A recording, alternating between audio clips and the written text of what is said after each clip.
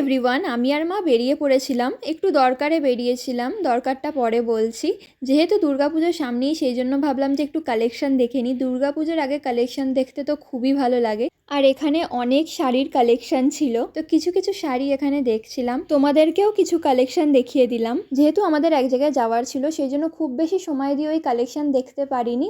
Market দিয়ে যাওয়ার পথে কিছু ব্লাউজের কালেকশন দেখতে পেলাম, তো ভাবলাম যে একটু পরে এসেই কালেকশনগুলো দেখবো, আর যদি কিছু শপিং করার হয় করব। বাবাও কাছ থেকে এসে গেছিলো আর আমরা চলে গেছিলাম আলমারি দেখতে। আসলে আমাদের একটা আলমারি নেওয়ার ছিল, আর অনেক রকমই প্রায় আলমারি দেখলাম ওখানে, আর তারপর আমরা পছন্দ করে একটা আলমারি ফাইনাল করে দিয়েছি। তারপর আমরা ওখান থেকে বেরিয়ে গেলাম আর চলে গেলাম সেরামিকের দোকানে। ওখান থেকে কিছু নেওয়ার ছিল, সেগুলো নিয়ে তারপর আবার ব্লাউজের দোকানে এসেছি। আর এই ব্লাউজগুলো আমার খুব ভালো লাগছিল, বেশ অনেক রকম কালারেরও ছিল, কালারগুলো খুবই সুন্দর। আর এই দুটো কালার আমার সব থেকে বেশি ভালো লাগছিল।